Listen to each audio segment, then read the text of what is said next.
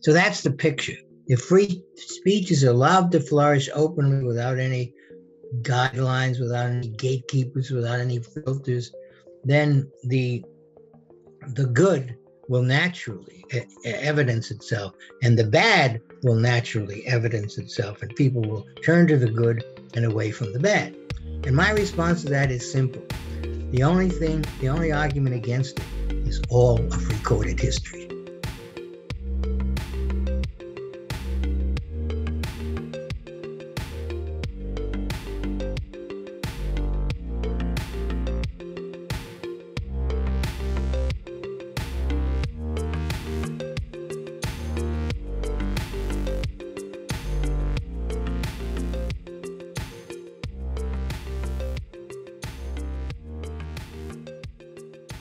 Welcome everyone to today's interview, where we're very pleased to welcome Professor Stanley Fish. He is a literary theorist, legal scholar, author, and public intellectual. He is currently the Floersheimer Distinguished Visiting Professor of Law at Yeshiva University's Benjamin and Cardozo School of Law in New York City, and has been a professor at other universities, including, among others, Florida International University. His books include There's No Such Thing as Free Speech, How to Write a Sentence and How to Read One, Think Again, Contrarian Reflections on Life, Culture, Politics, Religion, Law, and Education. The first, How to Think About Hate Speech, Campus Speech, Religious Speech, Fake News, Post-Truth, and Donald Trump, and many more. He also has published a variety of articles. Feel free to add anything. But with that, welcome and thanks so much for being here, Professor Fish. Thank you. All right. So first, I had a couple of questions about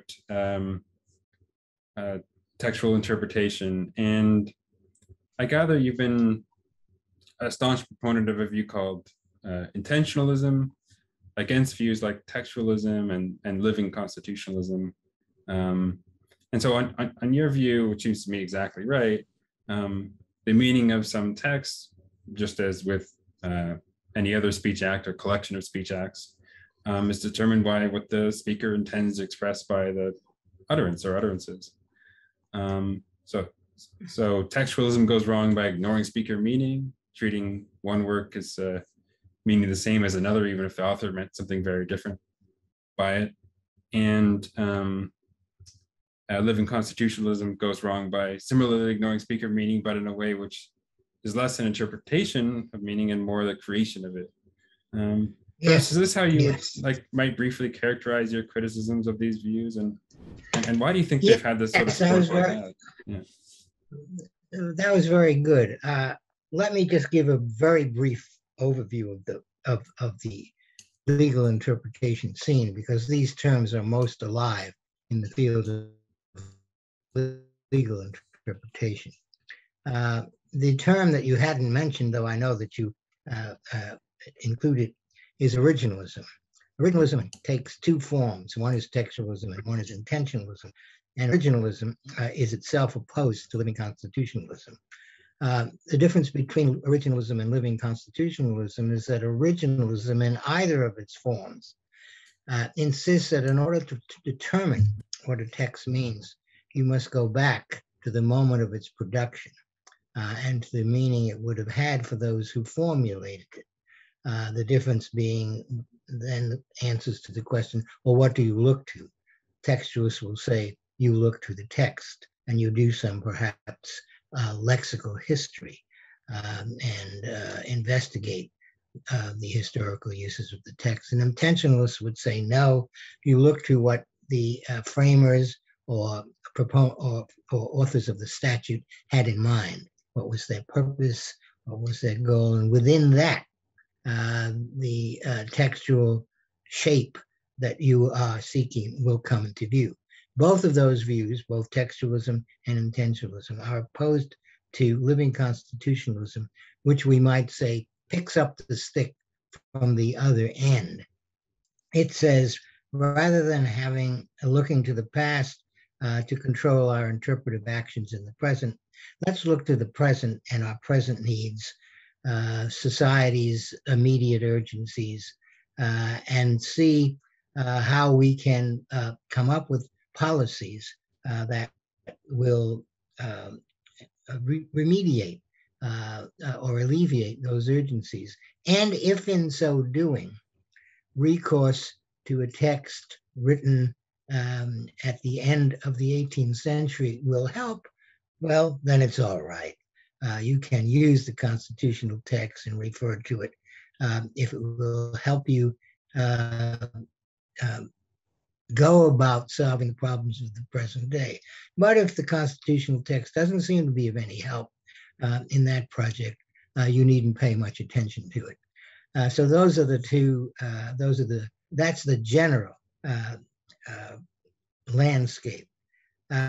What I say about textualism is that textualism is a non-starter.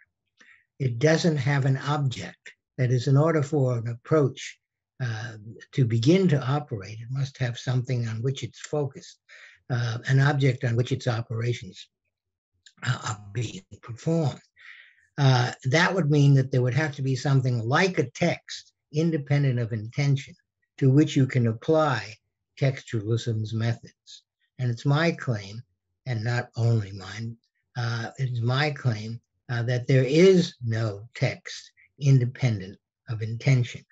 In fact, if you have writings and they are not intentionally designed, what you have is marks or spaces, black and white spaces in some non-relationship to one another. It's only when intention or design or purpose, all three can be interchangeably used. It's only when intention, design, and purpose have been assumed or presupposed that a text emerges. And a good example of that I hope clarifies this point is smoke signals. Smoke signals, well, that's the question. Are they smoke signals or is it just smoke? That is, if it's just smoke emerging from some natural event like a fire, then the smoke doesn't have meaning in the sense that we use meaning, i.e. sending a message to someone. But if the smoke signals are designed and the spaces between their appearance have a significance that a viewer is invited to inquire into, then you have meaning. So without intention or without a sense of design, smoke signals say nothing unless you have some kind of belief in the animist qualities of nature. But once you assume that there's somebody across that hill who is trying to tell you something, the interpretive picture changes and comes into focus as an interpretive picture. Before that moment, it was not one. I hope that's clear. Yeah, that's very good. And I think you've also given the example of like, I think if you saw what looked like the letters like HELP on the beach, you might ask, okay, what's the meaning there? But if you discovered that that was produced by like the tides or something, you accidentally, like you wouldn't then ask, oh, well, let's figure out the meaning anyway. But there's no meaning there because nothing was meant by it. That's right. The textualist can't really say that because no, the textualist has to have an object, and I'm saying with which to begin. Yeah. And I'm saying that the textualist has no object. Now, you asked another question, and it is an interesting question. I've just published with 3 other co-editors a jurisprudence casebook. And one of the new chapters in the casebook, in fact, a chapter that I was responsible for, is called Approaches to Legal Interpretation, in which I first introduced the topic and then some of the key essays in the field, along with some of the important Supreme Court cases that illustrate the points made in those essays.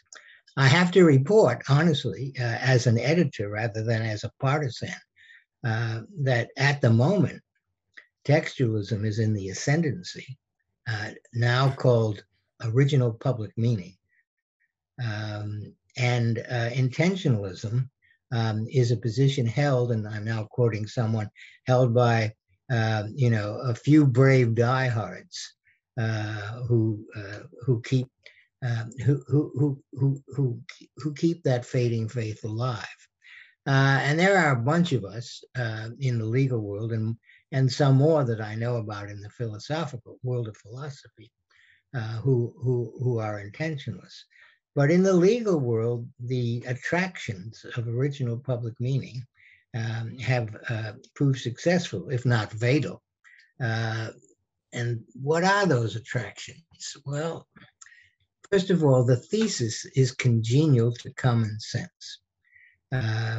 Palpability seems to be very comforting to people, and is certainly comfortable to me in a variety of contexts. So there it is, the text. I'm looking at it. Surely it's there. And therefore, surely any inquiry into its meaning must focus largely on it. It seems so commonsensical. And I believe that people cannot get past that. People also make the mistake of confusing a statistical regularity with something abstract and normative. And this is done in more areas of philosophy than this particular one.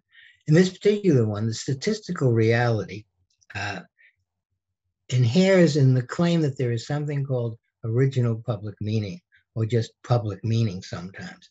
And I believe that there is, in the sense that at any time, there are going to be a set of mark meaning correlations, which are utilized more often than any others, and form the basis, more often than not, of public communication.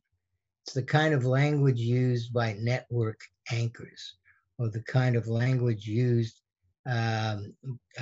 by courts when they're trying to communicate to a large number of people. So there is something called original public meaning, but rather than being a normative entity that directs you as to what to do, I regard original public meaning as an optional resource for speakers.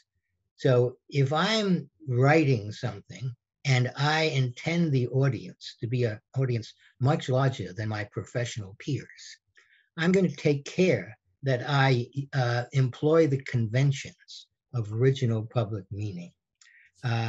Because if I don't, the likelihood of being misunderstood, the likelihood of a failure in communication is rather high.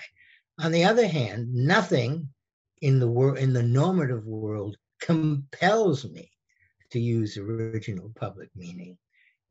Original public meaning is a code, and as a code, it comes complete with its own set of dictionary significances.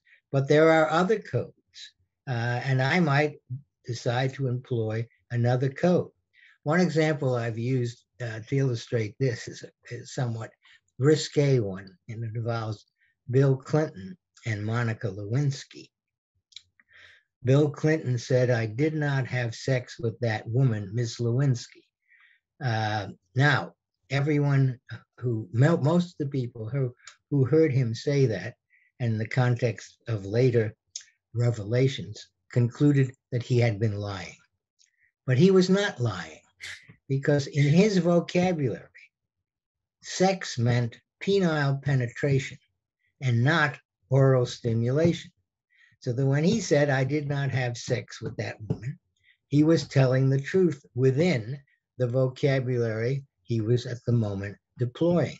And the deployment of vocabulary is the choice of the speaker, not of the audience. So that's my response to original public meaning. Yes, it exists, but it's not normative, it's optional. Yeah, that's a very good point. I hadn't heard of that, but I mean, to the extent that, yes, there are common linguistic conventions that we normally look to as a guide, maybe to infer what someone means on some occasion. That's right. But it's not it can't be that common, those common conventions that constitute the meaning on some particular case, because someone could mean something else by it, right? I mean, by those, yeah. right. Another way to put it is that original public meaning is a sociological entity, not an abstract entity. Right. And as a sociological entity, it does a lot of work, and it's useful to be fluent in it. And a lot of other important things can be said about it. But you can't use it to cash in the claims of textualism. Right. Yeah, I completely agree. And you've also argued elsewhere that for group-produced text, sometimes it's a mistake in general to think that there's some single meaning of the text. The various authors. No. Yeah. Okay. No, that's a very complicated question.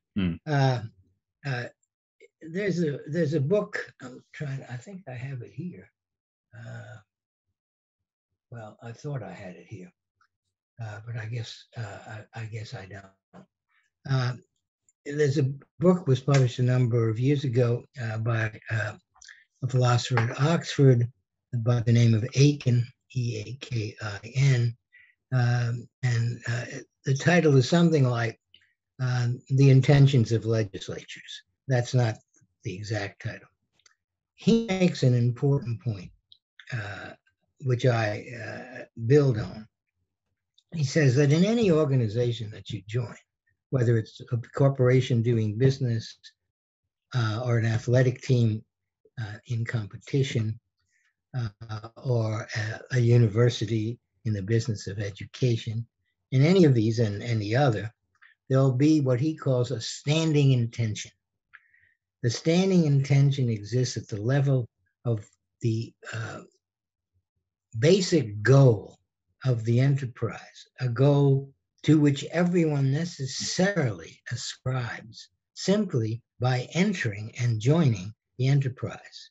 So that goal could be winning the game, increasing profits, advancing the state of knowledge if it's in the university or college context. So everybody who is doing anything that is legitimately a piece of the enterprise's business is accepting and enacting the standing intention. What makes that an interesting argument is that it removes one of the objections to intentionalism, which is how do you get into people's heads to see what their own inner psychological makeup is. And what I say, and before Aiken's book was published, I had to struggle for terms that would allow me to say it. What I say is that there's nothing psychological about intention at all. Intention is not a psychological thesis. Rather, intentionalism is a thesis about purpose. And purposes needn't exist only in regions of the individual cortex. Purposes can be spread out, as it were, across every nook and cranny of an enterprise. And you are understood and others understand you to be engaging in that purpose, no matter what is in your head or heart. Another way to put it this is that intentionalism is a theory of public meaning, not a theory of private psychological meaning. Does that make any sense? Yeah, I think so. Although there still must be. I mean, is it not also like that private meaning? Because like someone might have in their head that to mean something by some. Well, that depends. Now we're getting into Wittgenstein's territory, and questions of whether or not there can be such a thing as a private language. And I would say no. John Searle, the American philosopher, gave a very nice illustration in an essay that he wrote, I think, about the writings of Paul Grice. Searle said, if Robinson Crusoe, alone on his island, says yech, Y-E-C-H, anytime he sees something that disgusts him, then yech is the meaning of this is disgusting, even though there's only one person, Robinson Crusoe, who is in effect talking to himself. Moreover, that language containing the word yech and other words like this is delight, something that means this is delightful or whatever, could be taught to another person, could be taught to Friday when he emerges in the Robinson Crusoe narrative. So the existence of a language in the sense of a code, right, which is the word I prefer, the existence of a language or a code does not depend in any way on the numbers of those who speak it or communicate with it. So the difference between the Robinson Crusoe language, in which there might be seven words starting with yech and then roch and whatever it might be, the difference between that and the fully articulated system of English is just a difference in the numbers of employers or deployers of the language.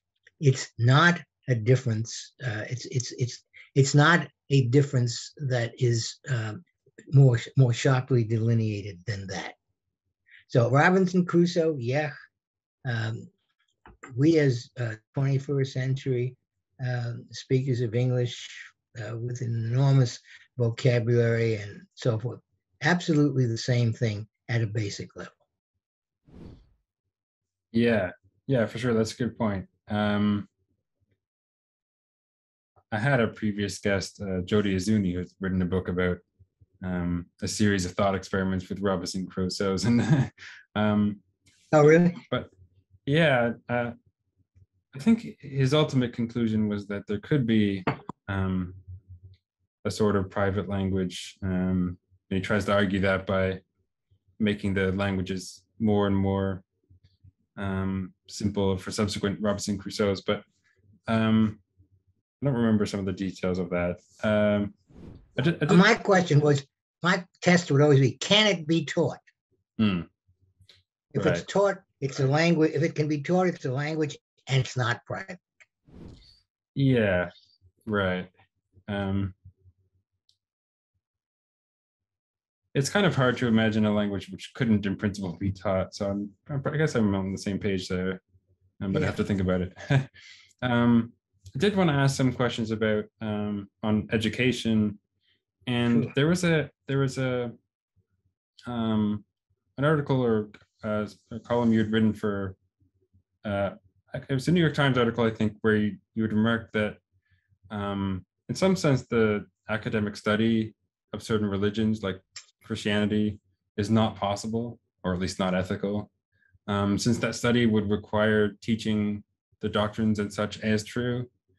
Maybe I'm unclear on the point here, though, since surely we can study the views and teach what would be the case conditional on their truth. I mean, what would be left out? Well, the logical question behind that essay or op-ed is a very old question in religious law of the United States, especially, but also of other countries, and that is, in modern time, is religion special? This is a very large question. Is religion special, or is it just one discourse among many? Now, if you believe that it's one discourse among many, then you can legitimately claim to be teaching it.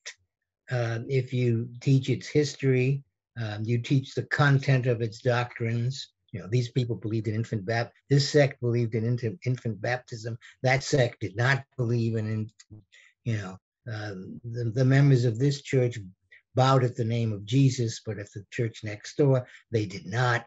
You do a historical study of practices, and therefore of the quote unquote content of the religion.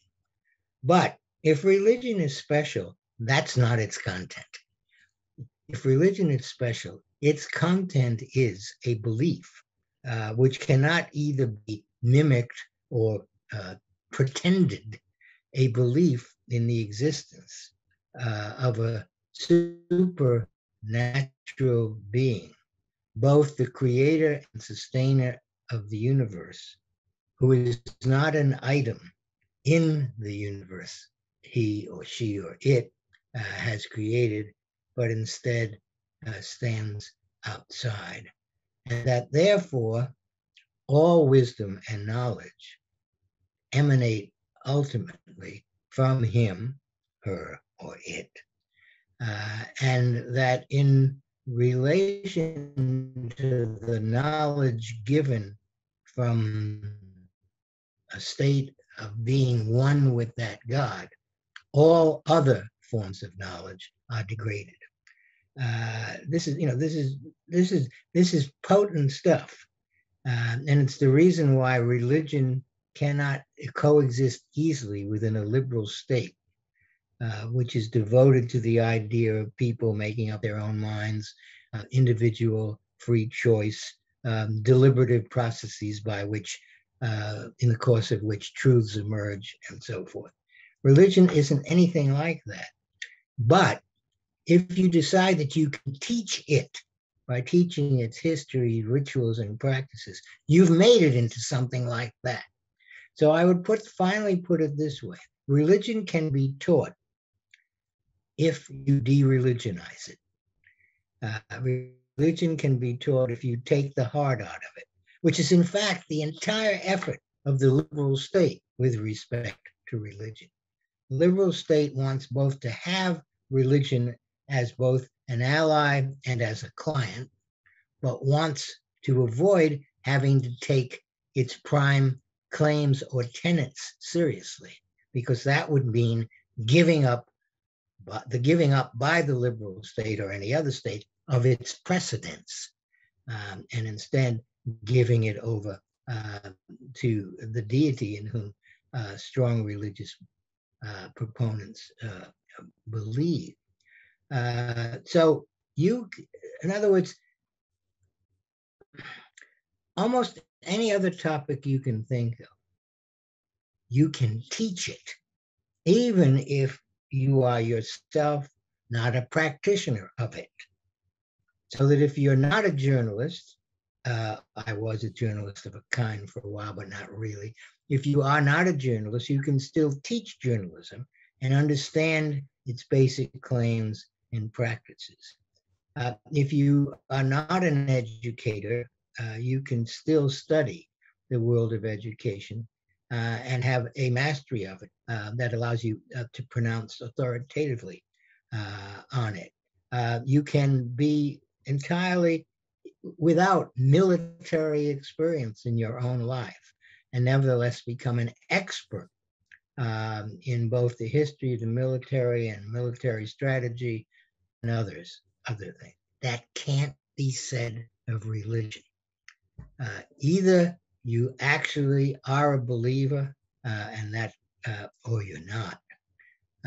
And if you're not a believer, no matter how many times no matter how much effort you put into learning the ways and byways of the religions or creeds you study, you won't be there.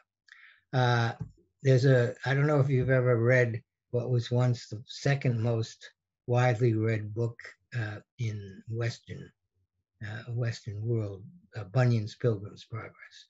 Have you ever read Bunyan's? No. I'm not meaning to embarrass you. Bunyan's Pilgrim's Progress is a great book. I recommend it to you. In it, there's a character. The plot is simple. The hero, Christian, is trying to find the road to salvation, and there are many obstacles put in his way. and along the way, he sometimes has companions. And one of the companions that turns up along the road is called talkative. Talkative is someone who can talk about religion all day long, can parse the minor points of esoteric doctrines and so forth and so on. But talkative, finally, even though he has this huge amount of erudition, knows nothing. That's the point that's made in the Pilgrim's Progress. Because am I making the point? I know I've been belaboring it a bit. No, I think so. It's part of the idea that, okay, you can teach what the creeds say and teach what the various commitments are, but you can't really teach the religious faith in a way. Is that? That's right. And right. You're right. And without that, the whole thing just seems like, well, a collection of practices like any other. And once it's made a collection of practices like any other, then the argument is easy to make that legally it should be treated just as everything else is treated, and religion shouldn't be treated specially. Shouldn't be regarded as a discourse that deserves. There's a kind of attention that other discourses don't deserve. Now, in American jurisprudence now, because the free exercise clause of the Constitution is far stronger now than the establishment clause of the Constitution, we are now in a state. We are now in a situation where the Supreme Court is supporting the view of religion that I just outlined a moment ago. In cases where the Supreme Court it does two things. A, refuses to inquire into the nature of the religious claim being made, because that would mean that a secular body was attempting to draw the map of religion and taking that religious claim with the utmost seriousness. So that you have people who claim that, for example, that their corporation shouldn't be made by the Affordable Care Act to provide contraceptive services to employers, because it involves, in their mind, a facilitation on their part in the realization of sin.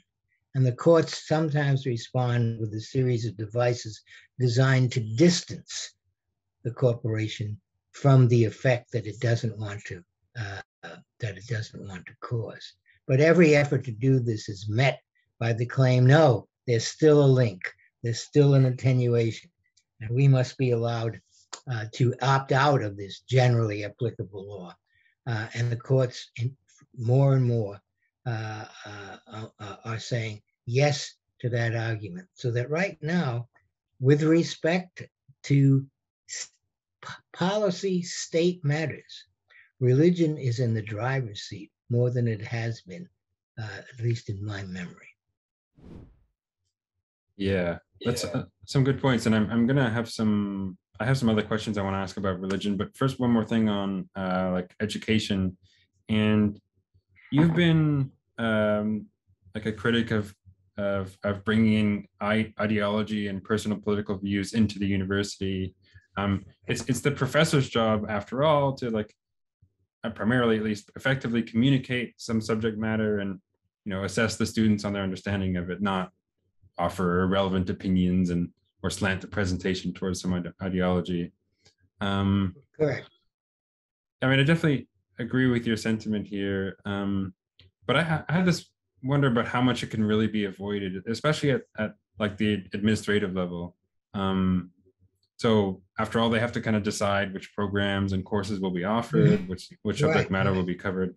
I mean, do you think it's that these sort of restrictions and these sort of like necessary choices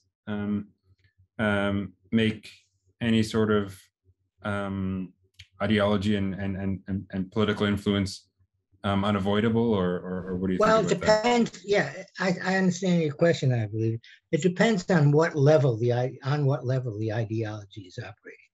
Let's take the university situation. You might think that, first of all, the fact that education is possible and can succeed in doing something, that's an ideological claim. There is an argument to be made against education. Not only the kind of argument made politically in the 19th century by the Know Nothing Party, but there is an argument to be made, let's say, in Rousseauian terms, terms that John Stuart Mill signs on to a bit at the end of On Liberty, where you would argue that the movement away from a direct and, we might say, primitive relationship to nature to more and more sophisticated modes of being and thinking is a movement in the direction of corruption and degradation. Now, that anti-educational philosophy is not going to be given any kind of place in an educational institution, right? That is, if you're that's not an argument or a point of view that the administrators of colleges and universities are going to take seriously. So in not taking it seriously, one could say those universities and colleges have made an ideological move. But it's the ideological move that is necessary for there to be something like a college or a university. Now, once there is that something, then the question is, how do you make decisions in the institutional spaces that have now been created?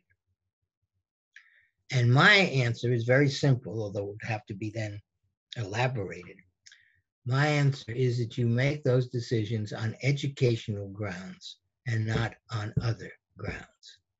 So let's say the question that a college administration has to consider, and this is a question that is considered today, which programs will remain open, which programs which will we continue to fund, which departments shall we either eliminate or merge with other departments. This is happening all over the country. It's too bad from the point of view of academic professionals, but given the pressure, the financial pressures on colleges and universities, it's necessary. At least that's the argument that's made.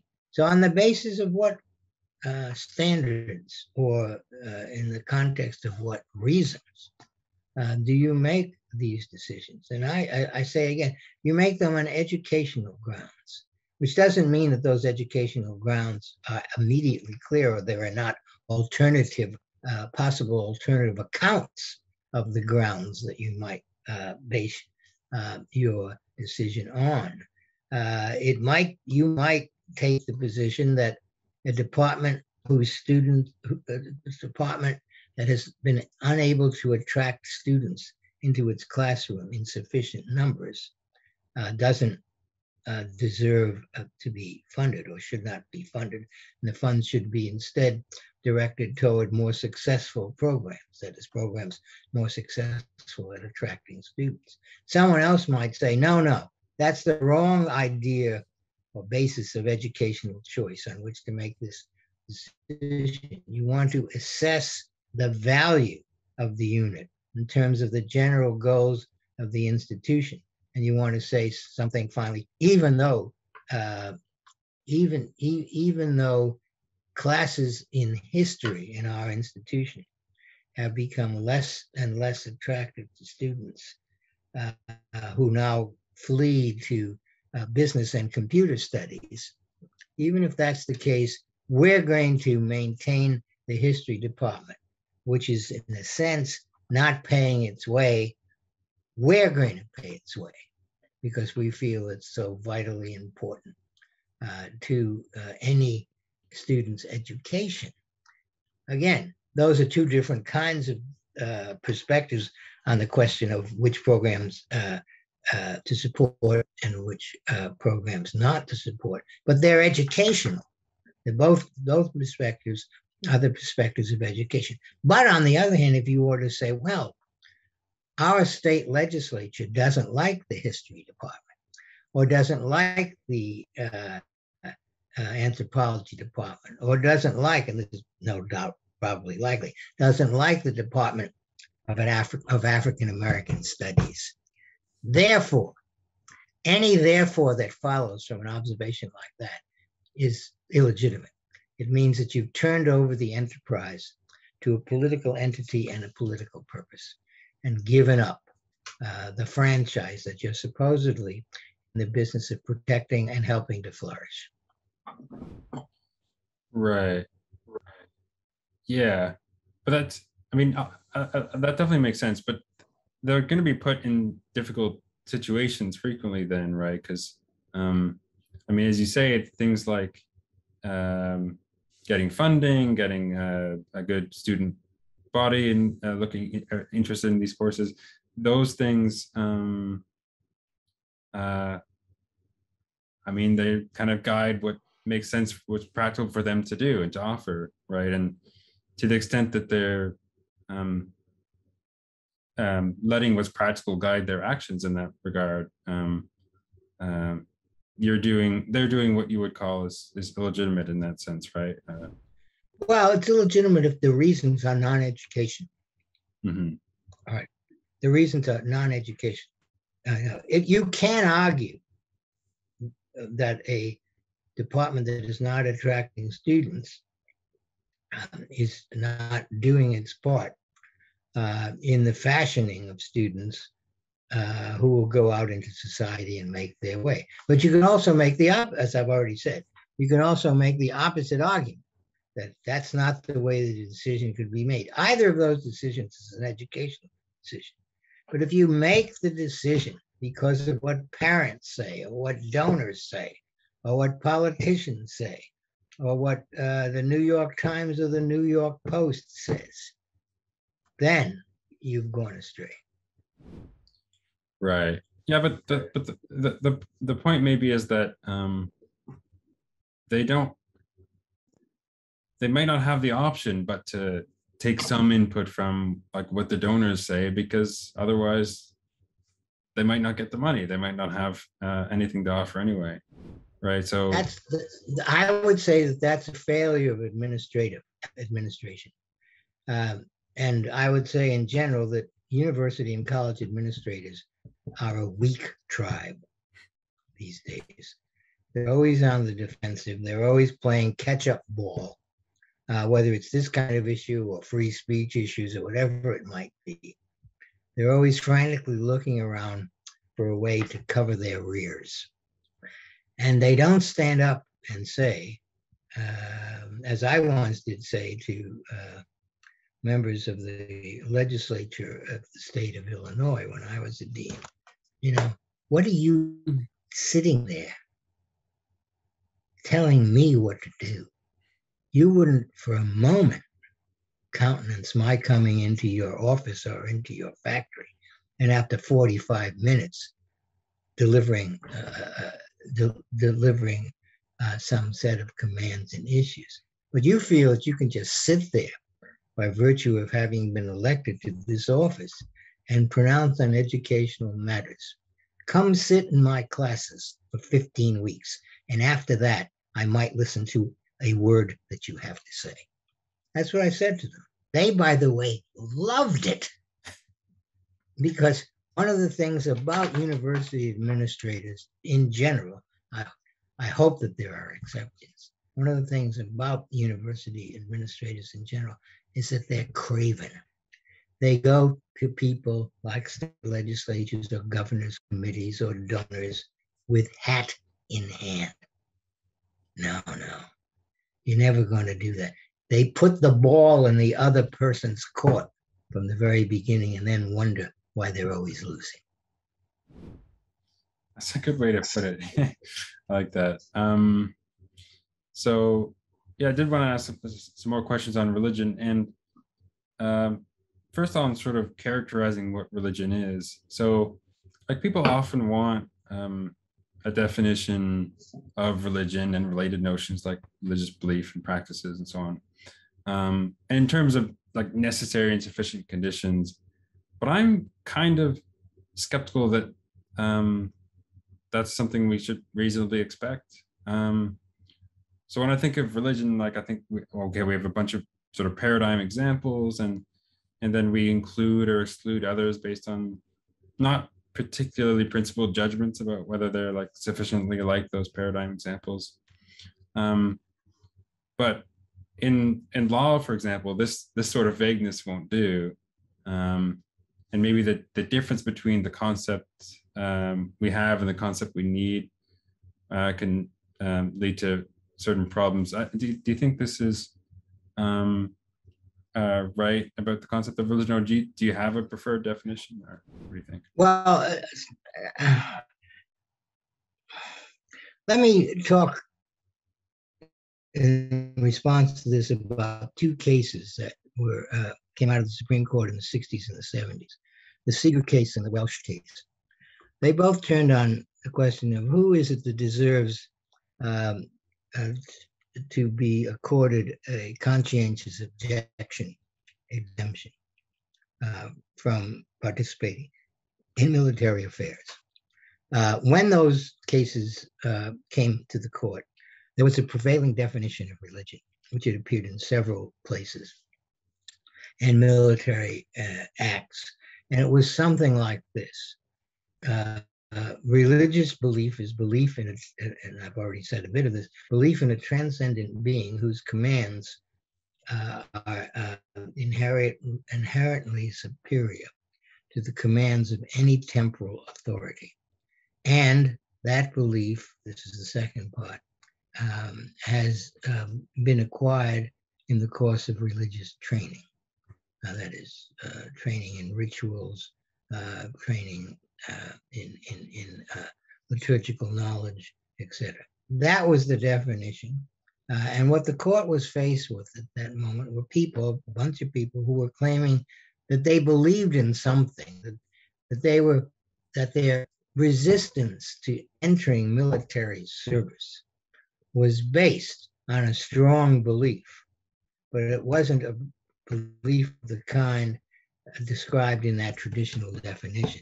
Also, I should have added, the traditional definition added this view of what a religious practice and belief is to be distinguished from merely political, personal, or moral views, okay?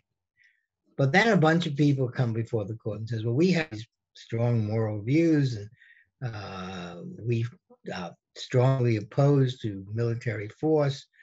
We don't trace our opposition to military force to any doctrine or creed in an organized religion. Why shouldn't we receive the exemption also? Now, in both cases, the court agreed with these petitioners by the following reason. They said, what we're going to do, we're going to ask of this person, is there something in his or her life that parallels, that's the word used, that parallels the place occupied by a firm religious belief in the life of a traditional believer? That was the question that was asked. And of course, once you ask the question that way, then there is no longer any distinction between forms of belief, theistic belief on the one hand, and personal moral philosophies on the other hand. And you open up so that now everyone has a claim to an exemption. Now, of course, that immediately produces enormous difficulties.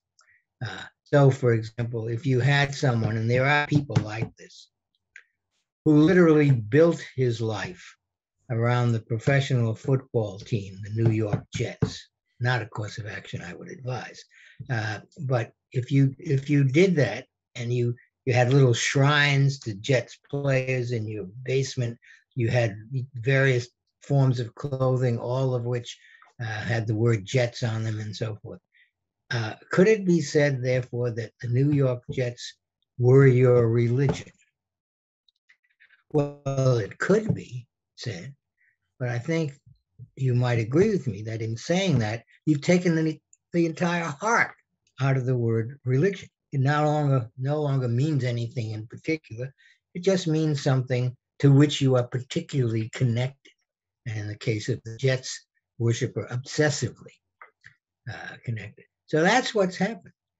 From my point of view, at least legally, the court should have stuck with the original definition, which may be parochial in the sense that there are lots of people that it leaves out, including Buddhists, Hindus, and others. But nevertheless, you can work with it in the legal system. The only thing that there was left as a requirement in Seeger and Welsh was sincerity. But sincerity is an awful requirement to be the basis of a legal proceeding, because since what are its signs? What are its public signs, and how can you go inside someone to say whether or not he or she was sincere? So I think that the present disarray, not to say chaos, of religion clause jurisprudence, at least in the United States, is in part a function of having abandoned the traditional definition of religion, which is no doubt, we'll get back to originalism here, which was no doubt the one that the framers had in mind. That's what they thought of as religion. And then instead liberally opened up the category of religion to the point where it becomes entirely useless. I don't know whether that's an answer to your question. No, it is. It is for sure, and I definitely see what you mean there when it's in a way that it becomes entirely useless, right? I mean, something which protects everything in a way like protects nothing. That's right. Yeah. But of course, the distinctions have to be made, and then they're made in these cases on bases that are entirely illegitimate given the court's own position. But it's the court's own fault. It got itself into this trouble. But as far as I'm concerned, it is a religion if it has those qualities that the standard definition provided, that a belief in a supernatural agency whose authority over you is greater, is compelling, and must supersede the authority, any temporal authority. That form of religion, which I think of as real religion, is best exemplified, even although it's a terrifying example, by Abraham, willing to sacrifice his son Isaac as at the altar of God when he is commanded to. Now, of course, God stays his hand, and Isaac is not sacrificed.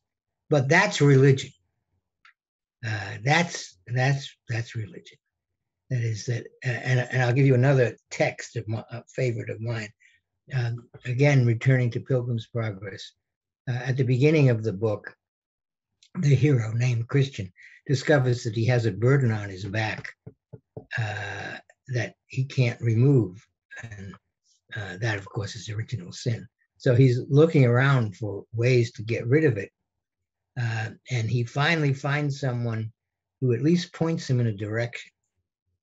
He says, "Go there, and you might find something." It's entirely vague, but nevertheless, the man is so compelled by a desire to relieve himself of this burden, is that he starts to run through the town of main street of his town, toward that whatever it is that exists out there. And as he does so, his wife and children come out of the house, and his neighbors too. But his wife and children implore him to stop, to not abandon them. And then this is the sentence from Bunyan: but the man ran on.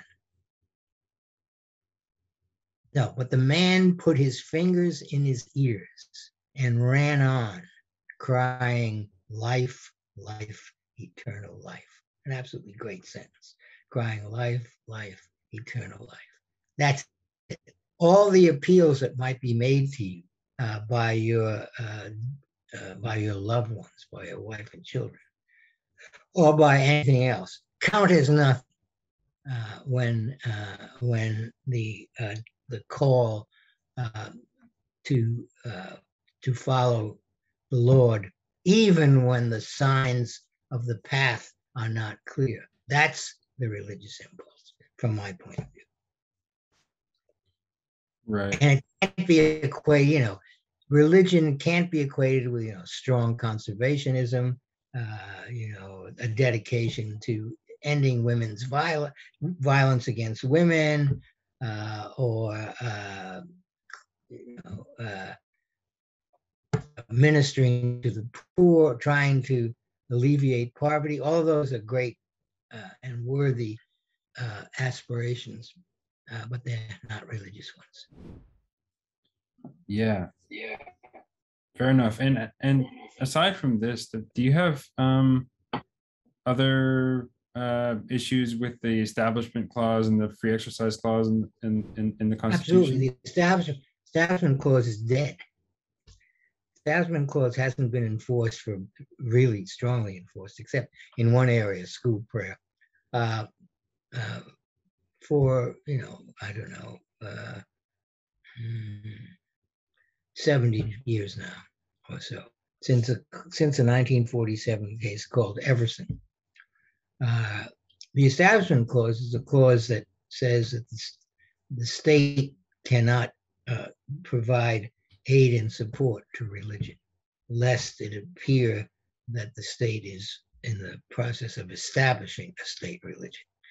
And the best account of the Establishment Clause was given by one of its authors, James Madison, in a book called Remembrance and Remonstrance, published in 1785, when he said, not 3 pence of the public treasury should be given to support religious institutions. And then he goes on to say, even so small amount will open up the way and road to the kind of church-state entanglement that we wish to avoid. That's the Establishment Clause. That has no force at all any longer. Decision after decision has eroded the Establishment Clause by a variety of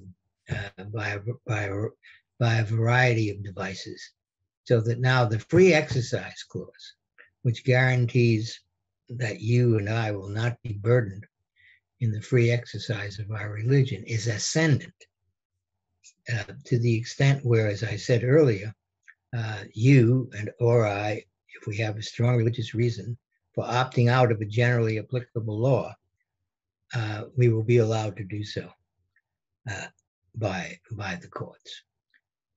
So now, is that a good thing or a bad thing?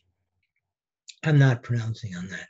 I'm just saying that the court and some legal scholars continue to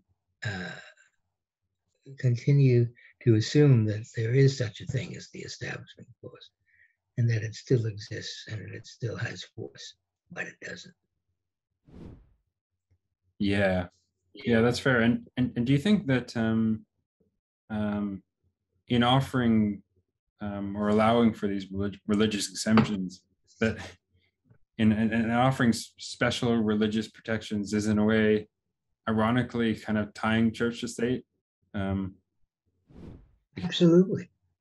That is, when the state exempts from generally applicable law a person who performs an act that, if it were performed by a non-religious person, would be an illegal act, is in effect saying religious people are in a different category, and the category that they're in allows them to do things that you, non-religious person, cannot do. And that, of course, is the direct violation of the Establishment Clause. But to turn it around a bit, from the point of view of a strong free exercise clause, which emphasizes our ability to exercise our religious views, the Establishment Clause is unconstitutional. Because from the point of view of a strong free exercise clause, the Establishment Clause is insisting and an abrogation or a diminishing of religious claims that the free exercise clause disallows. The two clauses don't belong in the same universe, but there they are, in fact, in the same sentence in the First Amendment to the Constitution. This will go on forever. There's no resolution to this. This is going to go. Right now, the pendulum has swung very far in the direction of the free exercise clause, and the Establishment Clause is entirely diminished. Perhaps subsequent decisions by the Supreme Court will change that, but I doubt it, because the strongest Establishment Clause case in the modern period, the Smith-Peyote case, the Oregon Peyote case, decision written by Scalia, interestingly, that strong case in which the state's precedence over religious claims of being able to be exempt from generally applicable law. That's what the Smith stands for. Smith said, no, the law must rule, and persons who want to break the law and give for their reason, the reason of religious commitment, cannot be allowed to do so, because that would mean that every man could become the author of his own laws, and we would not have a general legal system. That's the holding of Smith. But there's now an active movement in the Supreme Court, headed by Gorsuch, Thomas, and Alito, to repeal or to overrule, rather, the Smith decision. And we'll see if that happens. And if that happens, then we can officially pronounce the Establishment Clause dead. Right. I guess it could happen. And you've also, I mentioned that book in the introduction on how there's no such thing as free speech. You've been critical of free speech, and said that you would even want to eliminate the protection of it from the Constitution, I believe. Is that right? Or? No, that's not quite right. I think, let's put it this way. The doctrine of free speech is philosophically indefensible, but may be politically necessary. Now, what do I mean by that? It's philosophically indefensible because it depends on the distinction, first of all, between speech and action. And no distinction between speech and action can be philosophically maintained. But of course, without a distinction between speech and action, you can't have a First Amendment. That is, if you imagined a First Amendment which read, Congress shall make no law abridging the freedom of action, well, that would be unthinkable, because regulating actions is what legislatures do. So you have to, in order to protect speech, you must declare in some way or assume that it is a different kind of thing than action. That is, actions harm, actions alter things in the world, et cetera, et cetera.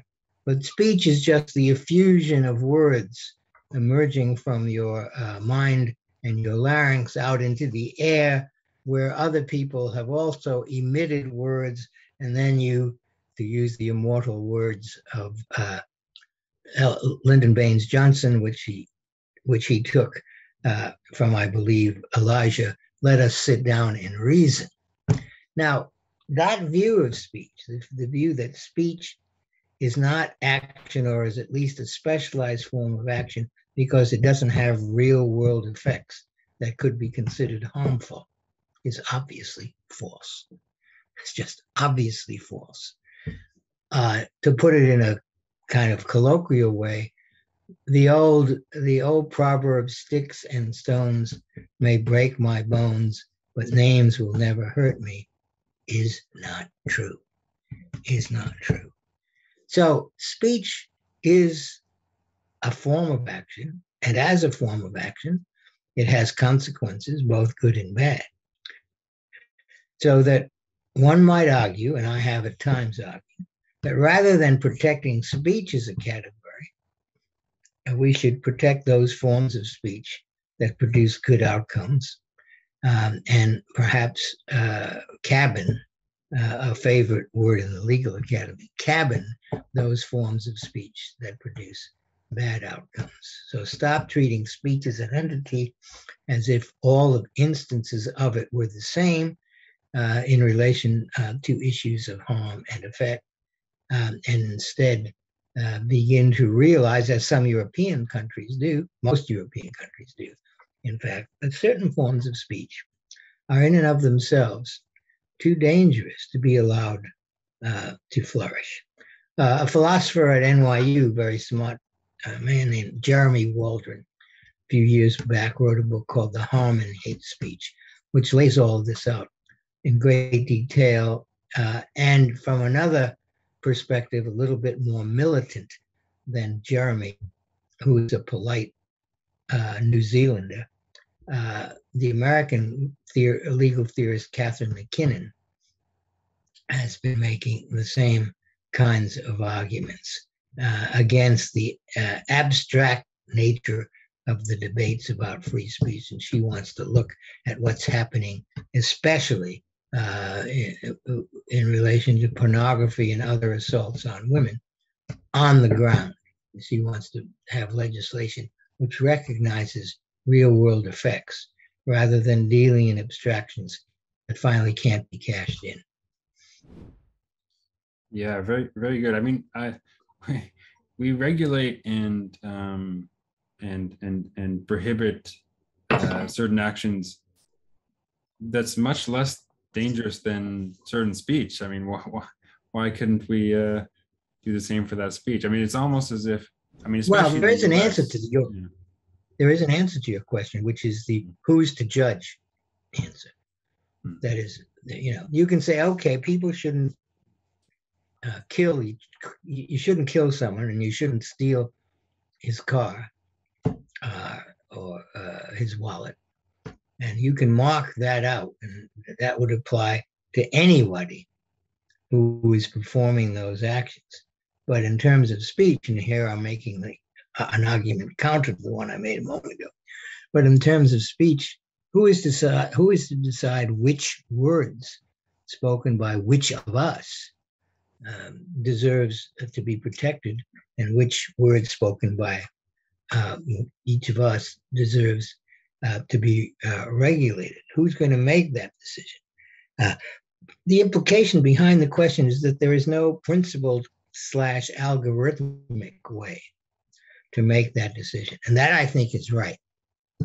But that doesn't necessarily mean that you shouldn't make the decision. So my answer to the question, who's to judge, is, well, the people who are paid to do that kind of work. Judges, legislatures, people who are in high administrative positions in colleges and universities should have that power, so that university administrators should not think that they're being, how shall we say, cornered by free speech doctrines that present conundrums to them that they are unable to work through. So a university president or dean who thinks to himself or herself, well, this is very bad what's going on here, or what's about to go on here. It's going to have horrible effects, but it's speech, and therefore I can't do anything about it, which is to assume, which is, I think, incorrect, that the universities and colleges are in the free speech business. No, they're not. Universities and colleges are in the education business. And therefore, the question that should be asked is this event or speaker or verbal practice, whatever it is, harmful to the educational enterprise that I am I am pledged to administer and protect. And if the answer is yes, it is, then regulate it. But as long as university and college administrators believe that they're in the free speech business, they'll never get out of their difficulties, and they'll be wringing their little hands from now until the second coming without any resolution at all. As you can tell, I have a very dim view of university administrators, having been one myself. Yeah, fair enough. And it seems to be that you're saying, part of what you're saying, there's, okay, it might be a difficult thing to regulate, to decide on the laws for, but that doesn't mean that it shouldn't be done. It shouldn't be attempted, right? Shouldn't be attempted. Especially since two of the assumptions that underwrite strong free speech theory seem to me to be unsupportable. One I've already mentioned, the distinction between speech and action. The second, which is the basis of the, let's say, the ACLU position on speech, is the more speech, the better. The more speech, the better. This view is given canonical formulation in two statements by Justice Brandeis, which are quoted again and again. One is, sunshine is the best disinfectant, by which he meant if there are bad ideas, dangerous ideas, let them out into the air. Their true nature will be seen and their force will be dissipated. His second statement is kind of a version of the first. He says the remedy for bad speech is more speech, not enforced silence. Kind of a reverse Gresham's law, just divide the bad speech out. So that's the picture. If free speech is allowed to flourish openly without any guidelines, without any gatekeepers, without any filters, then the good will naturally evidence itself, and the bad will naturally evidence itself, and people will turn to the good and away from the bad. And my response to that is simple. The only argument against it is all of recorded history. Now, not only is that an argument against it, but that argument, all of recorded history, is intensified recently by technological developments of the internet, whereby speech proliferates. So you can now say that the Eden that free speech absolutists used to believe in, more and more speech, no filters, people get to say what they want, nobody, that's what we have now. And that's what we have now in the internet. And how's that going? Well, you could ask that question to Mark Zuckerberg, among others. So it seems to me that the proliferation of speech and of the possibilities of speaking, which is the gift, unquote, quote unquote, of the internet, has only underlined, given dramatic form to the weakness of the more speech, the better position. It's often the case that the more speech, the worse. And that's what I think we see now. We give words to this like post-truth and fake news and so forth and so on. But it's a situation that will not in any way improve until the determination to regulate speech wins the day. And again, you can look at all of the debates now being made within Facebook and about Facebook. It's practically a textbook illustration of what I've been saying. Right, and this gets also into some of the stuff you said about the problems of free speech and transparency, and how that can lead to if people don't have their information filtered in some way, including by experts, then and maybe anything goes. That's right. The mantra of the more speech, the better is in fact an attack on expertise. and a populist attack on expertise. And there's a lot of populism going around these days, as you know. So the idea is that unfiltered speech will allow you and me and everyone else to choose and sift without being directed by an intervening filter or gatekeeper. Then the question is, yes, but with what standards will you perform this sifting? And the answer is they're not there anymore, because that's what gatekeepers, experts, and other such filters provide, standards. So now what you have are all these millions of bits of information, billions actually, proliferating daily, and no gatekeepers or experts to tell you which ones are worthy of consideration and which ones are not. Because in general, confidence in experts and gatekeepers has been eroded. And this sets up the situation in which someone who can take cynical advantage of this proliferation of information can then begin to construct narratives and stories and put them out with increasing communicative success. And that's when we have, fake news.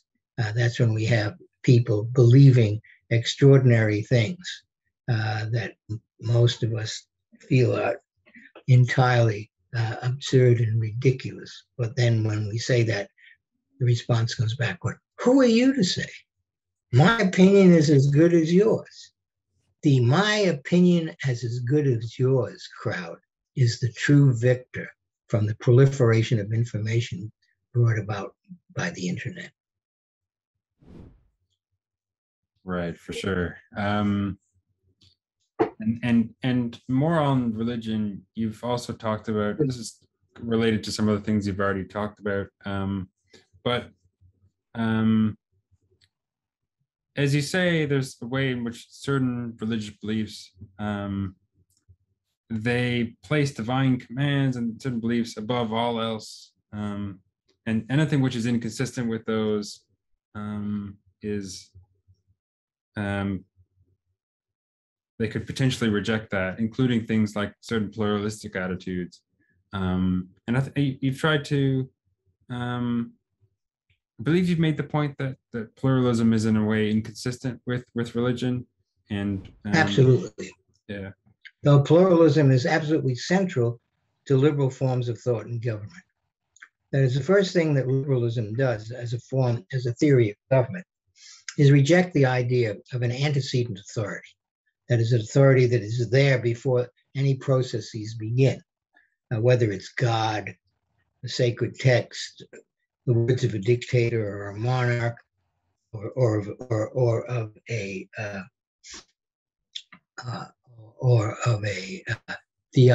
theological state. Once that the liberalism begins by saying no, that's not how we're going to proceed in the course of trying to determine the truth about matters, and therefore, after having determined the truth, fashion policies.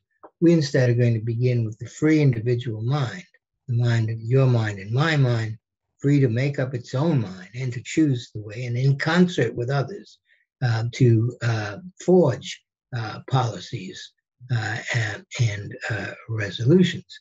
That means that all forms of discourse are going to be led into the process because they might provide in different ways aids in our efforts to figure things out, but that no form of discourse is going to be privileged in advance as the one that has precedence. But that's, of course, the claim of religion, to have precedence. Not at every single moment necessarily. You don't have to make a clash between religious and secular views, something that occurs in every instant of your life. But nevertheless, when push comes to shove, when the pinch comes, et cetera, it's the religious commitment which must triumph. It's a religious group. And therefore, that point of view, which doesn't allow the religious point of view, which doesn't say, well, I have religion doesn't say what liberalism imagines other discourses now personified, saying, well, I have a bit of the truth and you have a bit of the truth, and the fellow across the street has a bit of the truth, and perhaps somebody across the Atlantic has a bit of the truth. Let's work, put it all together, see what happens, so forth and so on. That's antithetical to what I understand the religious impulse to be. I am the way and the truth. I am the way and the truth. Thou shalt have no other gods before me, etc., etc., etc. Right. And I was wondering if this is, I mean, does this have to be particular to religion? So it seems to me like maybe there are non-religious people that can have the sort of commitments that play the same role, like some unyielding moral value or commitment like that, or albeit not divinely sourced. I mean, what do you think about that? Give me an example. Give me an example. Can you think of one? Do you have something in mind? Well, I don't know. Suppose like some actual example or just some hypothetical I could make up. Well, whatever. I'll take whatever you want to give. I don't know. Suppose someone had some unyielding commitment to some deontological moral theory, and that has said that such and such actions were just a categorical moral imperative. Yeah, well, we can go to Kant. We go to Kant. Never use people. Never use other people as means to your ends, or as you put it in other ways, always regard persons as having ends, and therefore they cannot be means to your ends. Or as he puts it in a third version of the categorical imperative, never impose a penalty on others that you would not accept if it were imposed on you. All of those amount to categorical moral, and gives you a device or a way of reasoning that tests laws or that are proposed. Does this law,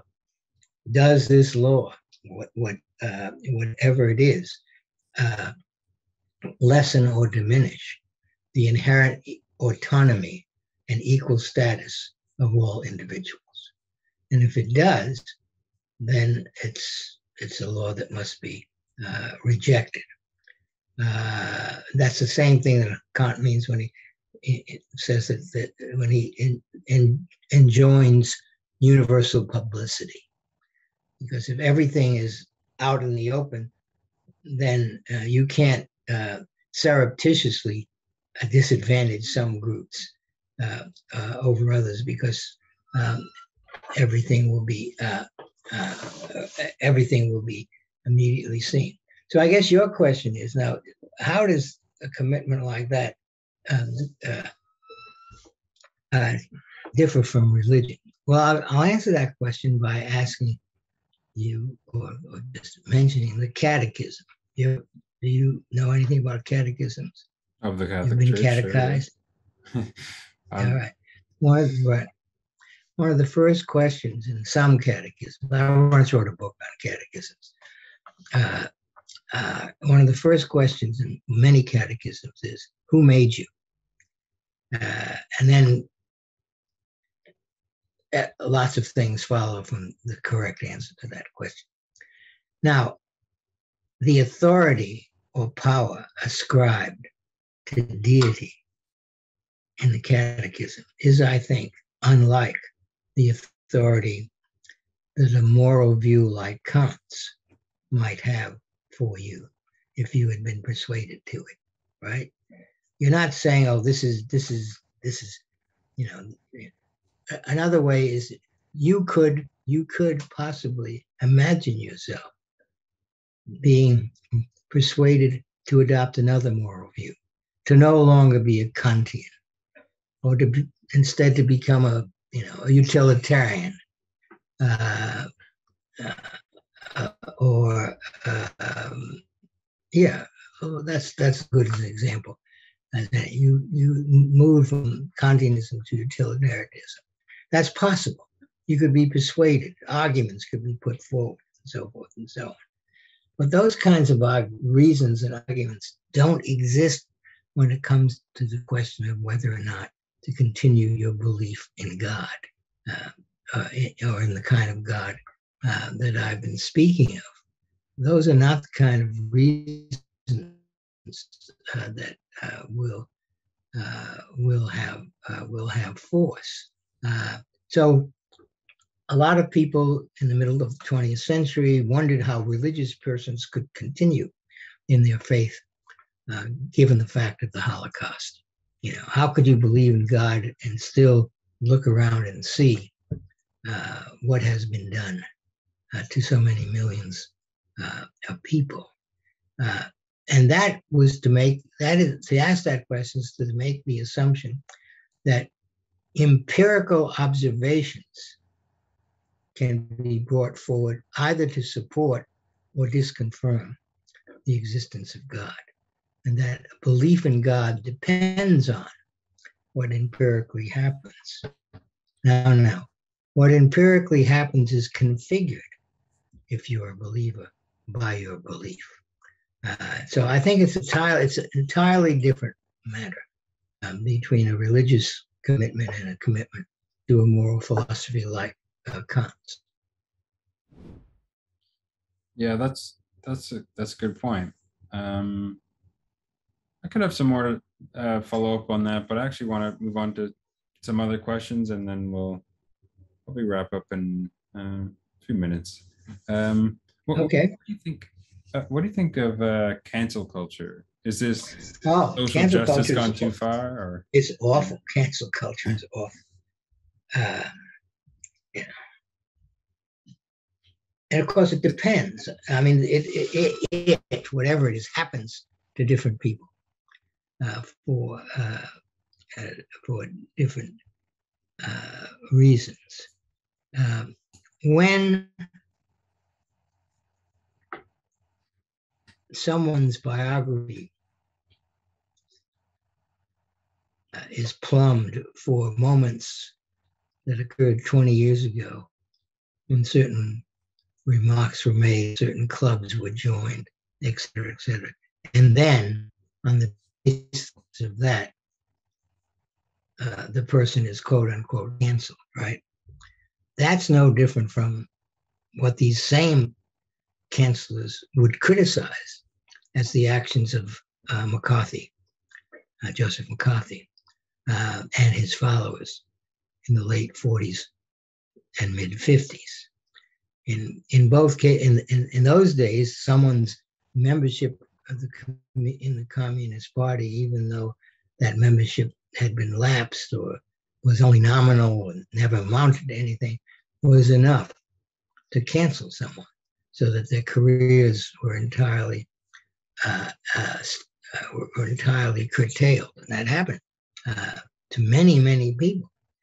So this is the same thing. So cancel culture is McCarthyianism on the left, would be my kind of brief, perhaps a little too quick account of it. Yeah, right. I mean, is it sometimes warranted, do you think, or is let's take some examples. The idea that Harvey Weinstein is going to be canceled or has been is entirely appropriate, because it's been demonstrated in legal proceedings exactly what kind of malevolent influence and actor he was. So that's an easy case. Al Franken, former senator from Minnesota, who participated in a photo shot which seemed and was no doubt sexist and misogynist. That should be the end of his career. I don't think so, but it did happen.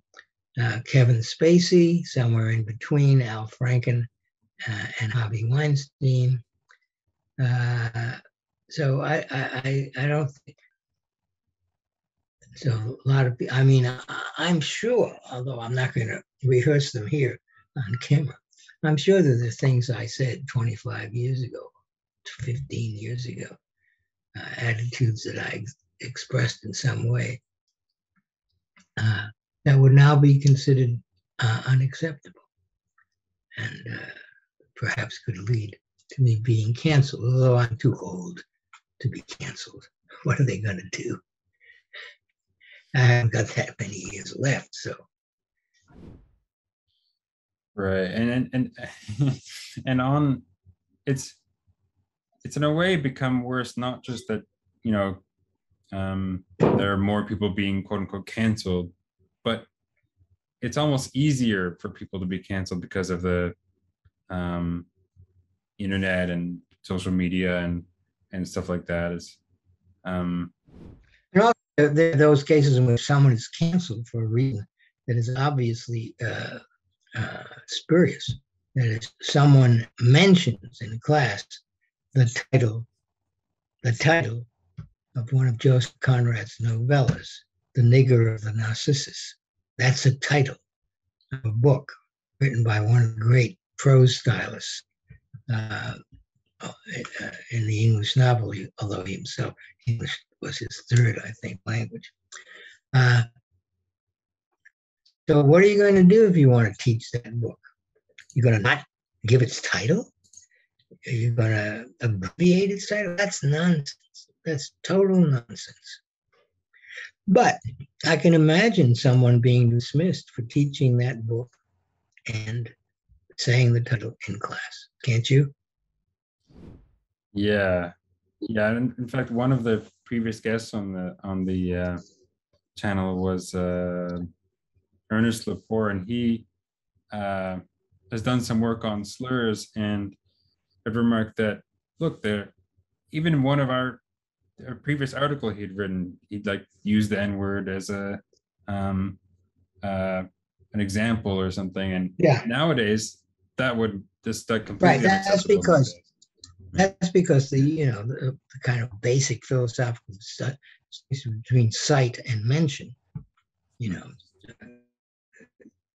it has been ignored. It is,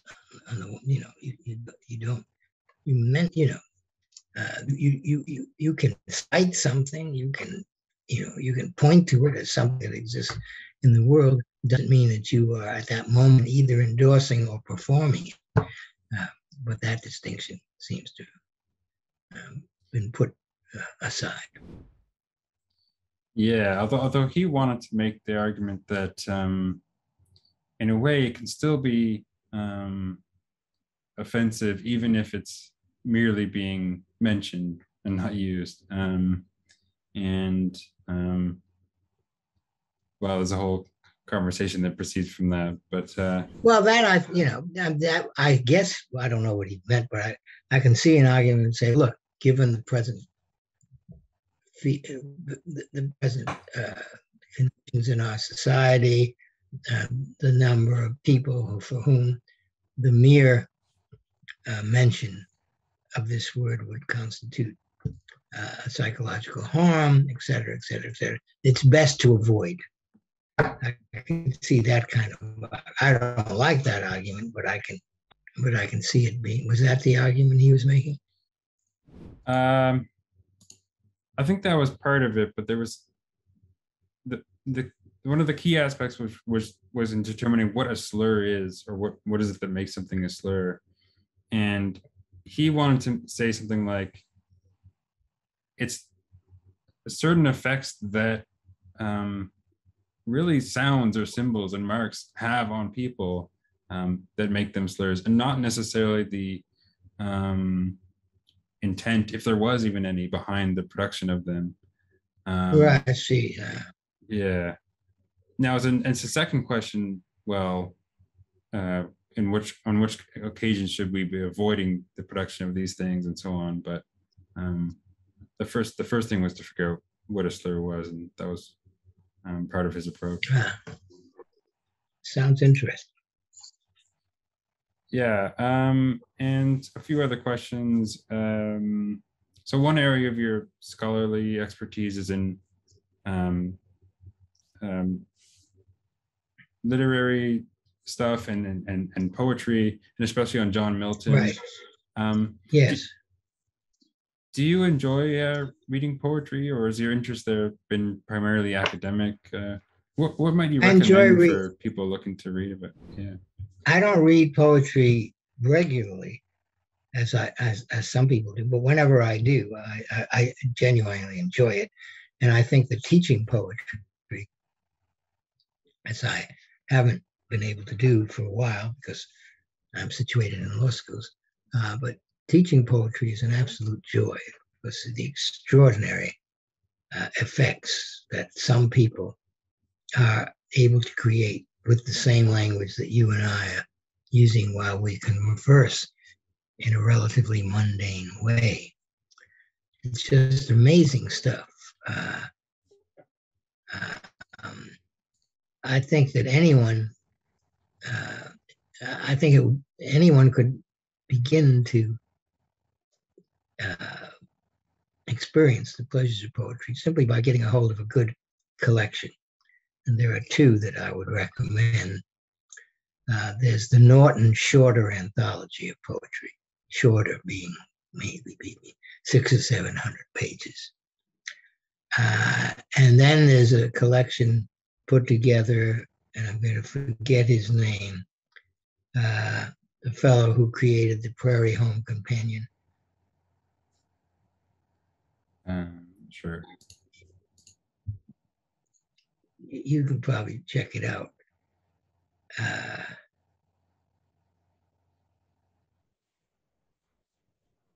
Is it coming up?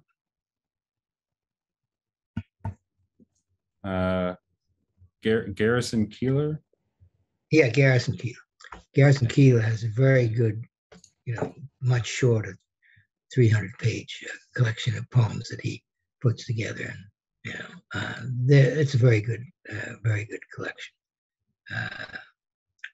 But for me, it's the poetry is an active language, is a supreme utilization of the resources language has, resources that most of us are not skilled enough to employ.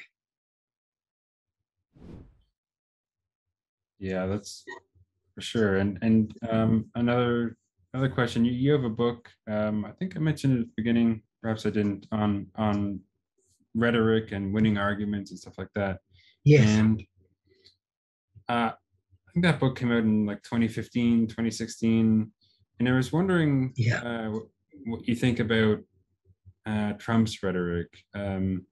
So it seems to me, on one hand, it would be maybe obscene to say that he has strong rhetorical skills, but on the other, perhaps there's an argument to be made that his rhetorical style, while unorthodox, is effective in its own way. What do you make of his rhetoric? Yeah, I have some pages on this in the book, The First, How to Think About Hate Speech, blah, blah, blah, blah, blah, blah, and Donald Trump. And I describe his style as principled irresponsibility, which sounds like an oxymoron, principled irresponsibility. By that I mean that what characterizes Trump's rhetorical performances is the lack of a commitment to what has just been said in relation to what will in a moment be said.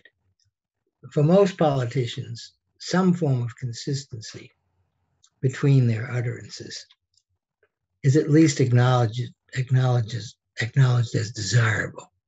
And politicians are always being called to account because they're saying things now that seem different from what they said last year or 5 years ago. And then they try to tell a story which makes sense of the apparent contradiction. Usually they don't succeed. Trump has no such desire, and therefore has put upon himself no such requirement. For Trump, the world is made anew. The verbal, rhetorical world is made anew with each utterance. And what he's after is the effect of that utterance on the audience to which it is directed. And then the next utterance, also there'll be a concern with the effect, so that the utterances do not hang together in any way that he could either be assessed or criticized. So it's principled irresponsibility. And it works because the rest of the political world, the people in the rest of them, are playing the other game, where consistency and sequence and argument and all the rest of that are still standards. And so if you recall, both in 216 and at points during his tenure, people would say, well, how can he say this when he said that, 2 days ago or 2 minutes ago? And that didn't go anywhere.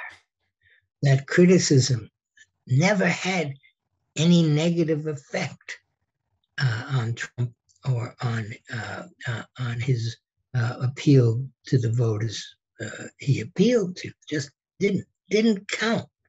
It was a standard coming in from somewhere else, where his standard was, it's kind of like he's almost a old style stand-up comedian doing zinger after zinger after zinger, just eliciting the responsive laughter in the case of the comedian from the audience, then going on for another zinger, but there's no conceptual relationship between them, just the relationship of trying to get the audience effect at the moment. And he was, and is, I'm sure, great at that.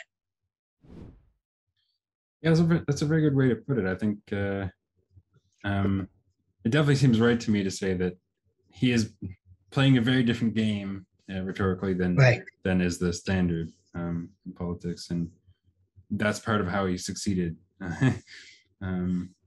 rhetorically and may succeed again. Would be funny if he runs again, but people thought it was crazy the first time. So, so let's see. I like to. I normally like to end these interviews with a question about the value of philosophy. Although I think I know already some of your rather pessimistic thoughts on that, and yes. I wanted to convey, say, a couple of the answers from previous guests and get your thoughts on those. So, okay. One, a few months ago, I was very pleased to talk with Professor Philip Pettit, and he has written a lot on political philosophy, although his work runs a very large gamut. He's a very prolific author. And for him, the thought that philosophy has little or no impact on the real world is an absurd thought. And he relates some stories where how some of his work made a real difference to public policy. Now, perhaps cases like this are more the exception than the rule, but I mean, surely this must be some value that philosophy has beyond this. What kind of difference in public policy? Do you recall? I remember him saying, he gave some anecdote of him talking with someone in Spain or something, and I don't remember exactly, but there was some significant policy that was influenced by some of his work on I don't remember off the top of my head, but I should have watched that segment again. But the point being that he had that anecdote and some others where it seemed to have some direct impact. People had learned, taken something from his work, or that he had communicated to them. I could double check what the exact example was, but well, that's okay. That's okay. I mean, do you think, presumably philosophy does, at least to some extent, have impact like this, and that's a value beyond the seminar room, do you think, or what would you say? No, I don't.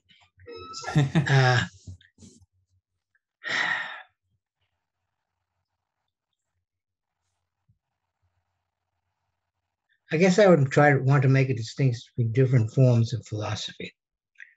If we take as an example of philosophy, again, the writings of Kant. Let me backtrack from that. Let me go back to another example, one that I've used before. Let's say that you have a philosophical view in which moral truths are objectively real. And someone else sitting in the next chair has a view that moral truths are emerge historically, and are the product of historical forces, don't have a status, an abstract or universal status, okay? These are two recognized philosophical positions. A couple of questions. If you can imagine the two persons put into a situation where a decision had to be made, would their different philosophies, different positions on the objective nature of moral truth translate into a difference in the way they performed? And I would say no. And I would cite as a kind of corollary example, Supreme Court justices, all of whom have theories of legal interpretation and this and that.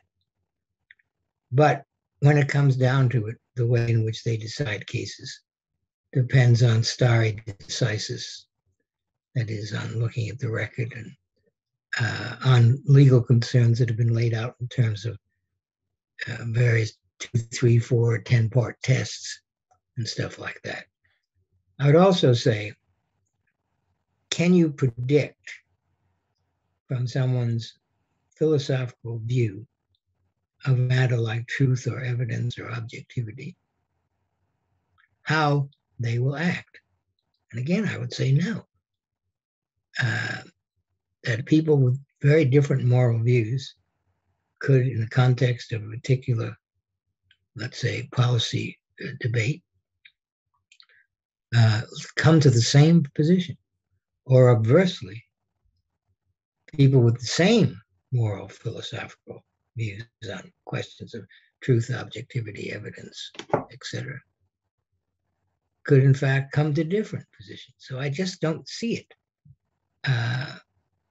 I just don't think that when philosophy is being performed at the level of asking questions that are deliberately abstracted from real life situations, it's hard for me to understand how answers given at that level can then be productive of behavior in real life situations. Now, what of Pettit's example, which we don't have a precise, you don't have a precise. So Pettit has a conversation with somebody, and he says a few things, which related, no doubt, to his philosophical work. And what he says, and he happens to be talking to an influential person, and what he says then is factored into that person's thinking about a policy matter. And he goes back to the council of which he's a member and urges a position, and successfully urges a position. Do we then, in that situation, want to say that a philosophical view has produced a form of behavior? No, I don't think so. I think we want to say something like, well, there was this conversation, and it was in the context of X and Y, and one of the parties introduced a philosophical notion which the other party found interesting, and he grabbed onto it, and then in another context, put it into a kind of operation. The philosopher,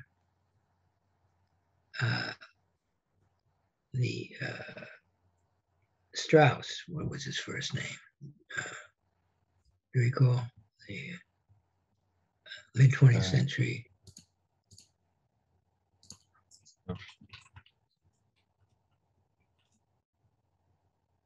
Leo Strauss. Yeah. Yeah, Leo Strauss. The philosopher Leo Strauss had acolytes who populated the first Bush administration, including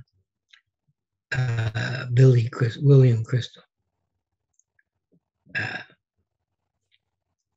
And so one might say that Straussian ideas were present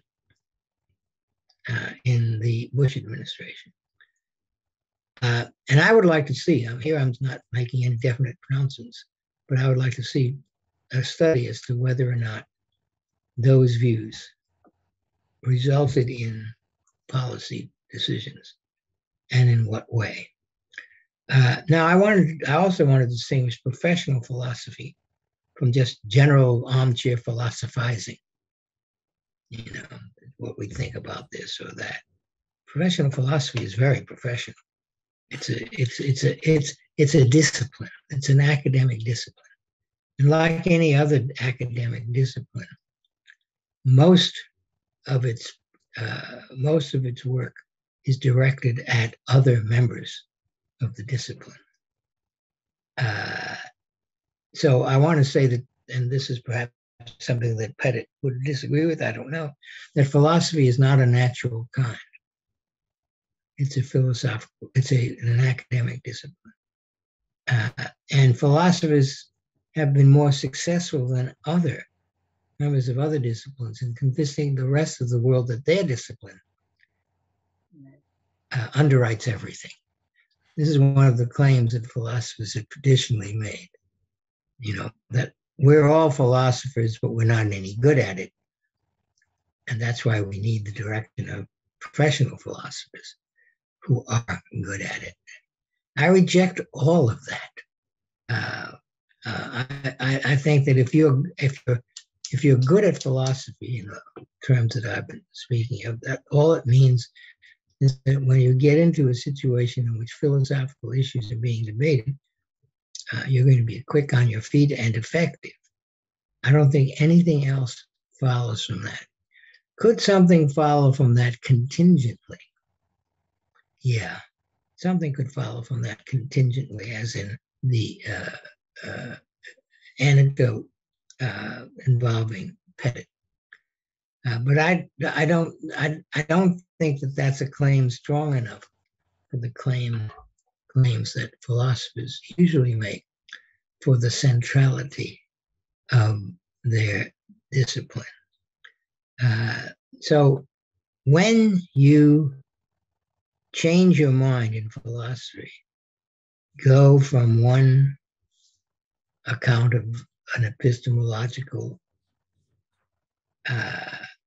matter, let's say, to another, the only thing that necessarily changes is the next time that you find yourself in this kind of discussion, you will give different answers than the answer you gave before you change from one philosophy to the other. That's all. And it's, I want to say that the effects of philosophy don't travel. And I have said that. Or if they do travel, they travel by routes that do not encourage us to think that there's a direct relationship between philosophical positions and real world altering policies. I think you said that Pettit thought it was absurd to think that philosophy didn't have real world consequences. I think it's absurd to think that philosophy does have real world consequences. Now, ideas have real world consequences, but that's quite a different matter. Yeah, that's quite a different matter. The idea, for example, that women deserve equal pay, that's an idea, which may finally have a philosophical backup in some kind of even neo-Kantian notion of the equality of all autonomous persons. But it's an idea. And as an idea, it has had a lot of real world effects, including the passage during the Obama administration of the Lilly Ledbetter Act. But that's quite different from saying, I think, that philosophy has consequences. to repeat the point for the fourth time, philosophy is an academic discipline, narrow, limited, in that way, not unlike English literature, although some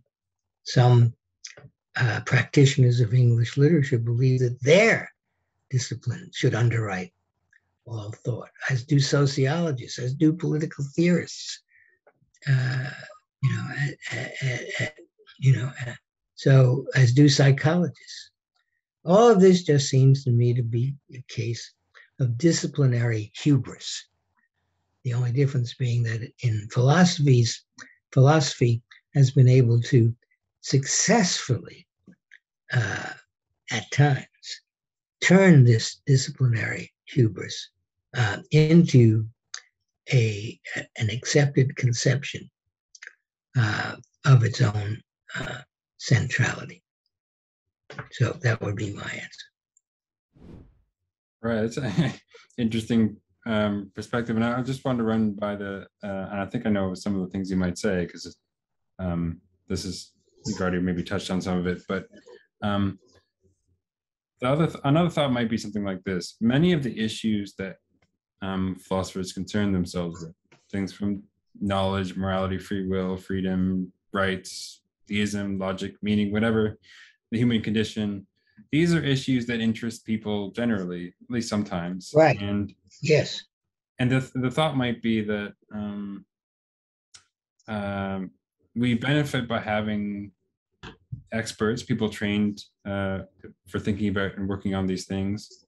And if we didn't have them, for one thing, there would be others that would less prepared that would think about them in their stead, and maybe we'd look to them, or perhaps to no one at all, and that would be surely a worse outcome. Maybe this is a value. Come on, I lost you a while back. All right, a lot of the current opposition to vaccines, and especially to vaccine mandates, and in general, a lot of the opposition to any guidance from government these days could be described as libertarian, right?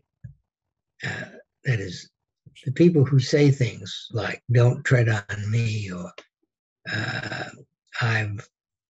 "Who are you to tell me what to say?" or "I'm not going to be dictated to by the government," or "I'm not going to give up my." They don't even say this, but they could say, "I'm not going to give up my independent agency to external government mandates." So, but these people are not. These people can be characterized as libertarians, as I just did, or at least libertarian in their instinct. But they are by no means libertarians,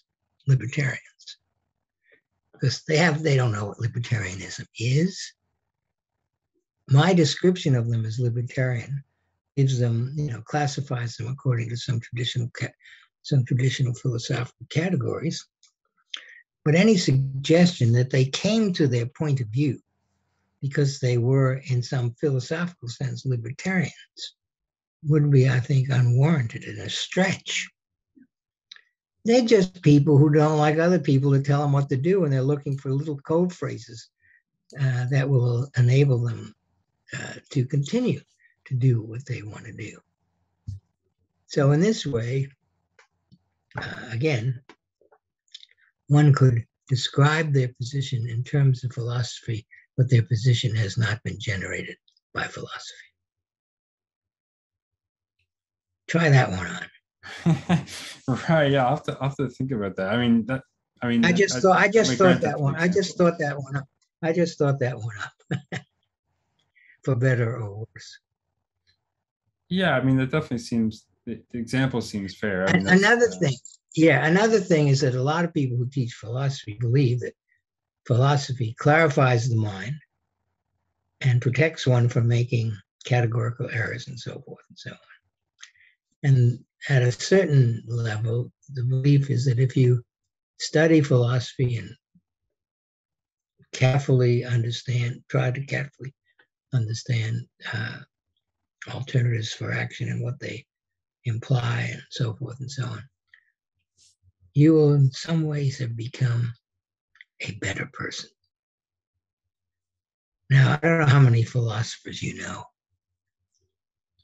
or how many philosophy departments you've been present in, but philosophers are not any better than anyone else. In fact, they tend to be a little viler in my experience, but that may be a prejudice of mine.